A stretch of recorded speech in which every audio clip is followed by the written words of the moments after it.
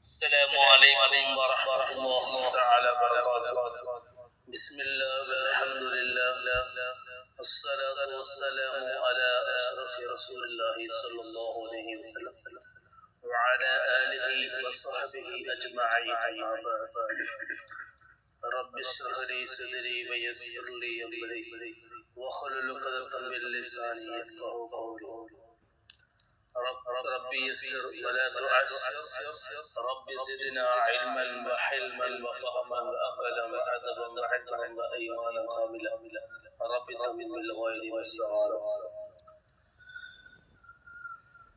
يا ربي بالمصطفى بلغ مقاصدنا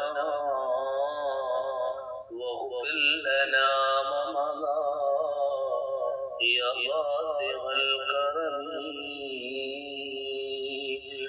يا ربي بالمصطفى بلغ مقاصدنا واغفر لنا ما مضى يا واسع الكرم. مولاي صل وسلم دائما أبدا على حبيبك خير الخلق كلهم.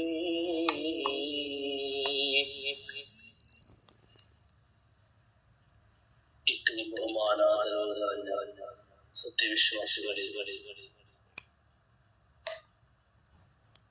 അല്ലാഹു സുബ്ഹാനഹു വ തആല നമ്മേവരെയും യഥാർത്ഥ സജ്ജനങ്ങളിൽ ഉൾപ്പെടുത്തി അനുഗ്രഹിക്കുമാറാകട്ടെ. എല്ലാവിധ അപകട മാറാവ്യാധികൾ പകർച്ച വ്യാധികൾ തൊട്ടുള്ളവരെ കാത്തുരക്ഷിക്കുമാറാകട്ടെ. ആമീൻ യാ റബ്ബൽ ആലമീൻ.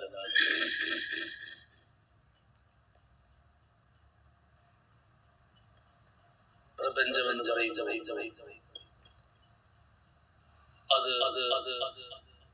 വളരെ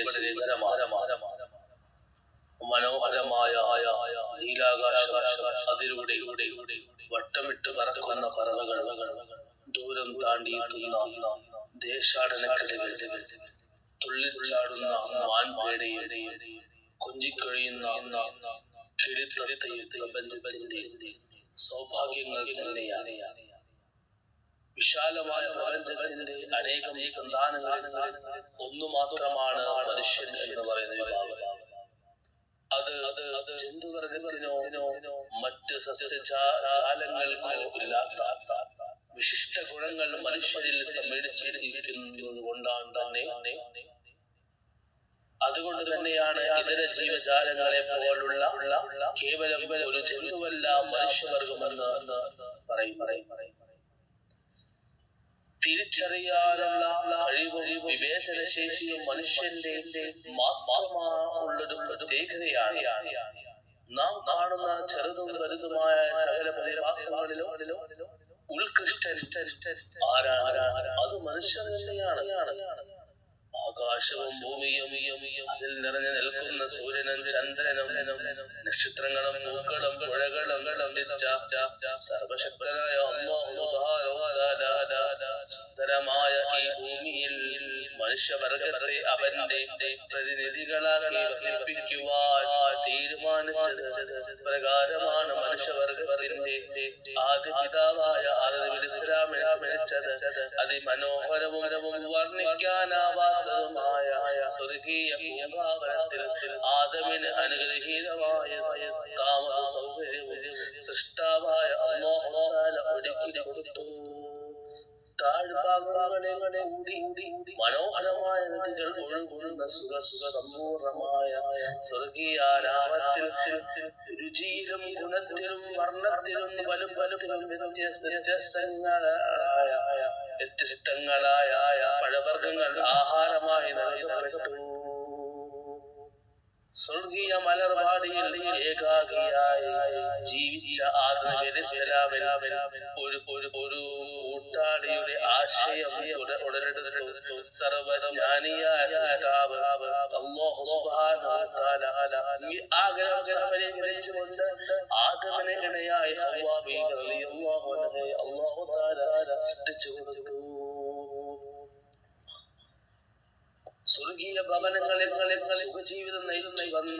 അവരോട് അല്ലാഹു സുബ്ഹാനഹു വ തആല അവന്റെ വിധിവിലക്കുകൾ അടങ്ങിയ ചില നിർദ്ദേശങ്ങൾ നൽകുകയുണ്ടായി.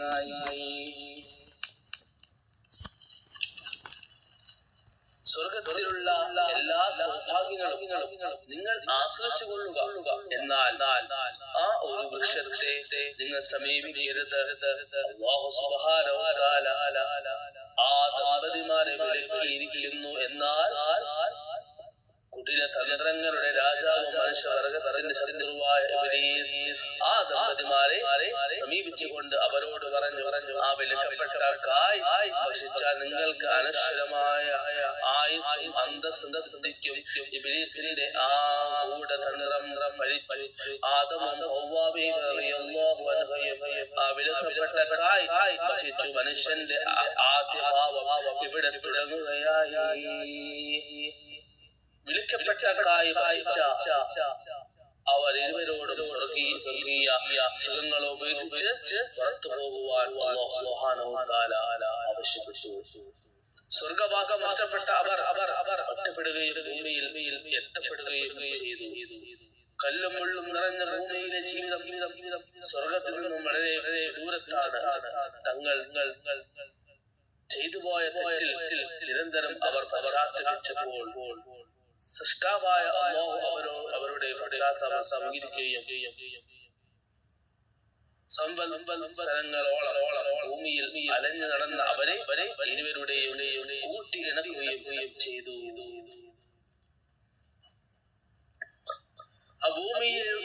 ഭൂമിയുടെ മടിത്തട്ടിൽ വാസമർപ്പിച്ചതോടെ അവരിൽ നിന്ന് സന്താനങ്ങൾ ഉത്ഭവിക്കുകയും മനുഷ്യവർഗം വികസിക്കുകയും ചെയ്തു. ഈ വികാസത്തോടൊപ്പം തന്നെ ഇലാഹി കൽപ്പനകൾ മറന്ന് ജീവിച്ച അവരിൽ അക്രമവാസനയും അനീതിയും ഉടലെടുത്തു. ഈ അവസരത്തിൽ മനുഷ്യന്റെ ദുഷ്പ്രവൃത്തികൾക്ക് താക്കീത് നൽകുവാനും അവനെ സൽപാന്താവിലേക്ക് നയിക്കുവാനും മനുഷ്യനിൽ നിന്ന് തന്നെ അല്ലാഹു തെരഞ്ഞെടുത്തവരാണ് പ്രവാചകന്മാർ. ഈ ദൂതന്മാർ സ്വഭാവം കൊണ്ട് അല്ലാഹുവിന്റെ തിളങ്ങുന്ന നക്ഷത്രങ്ങളെ പോലെയായിരുന്നു.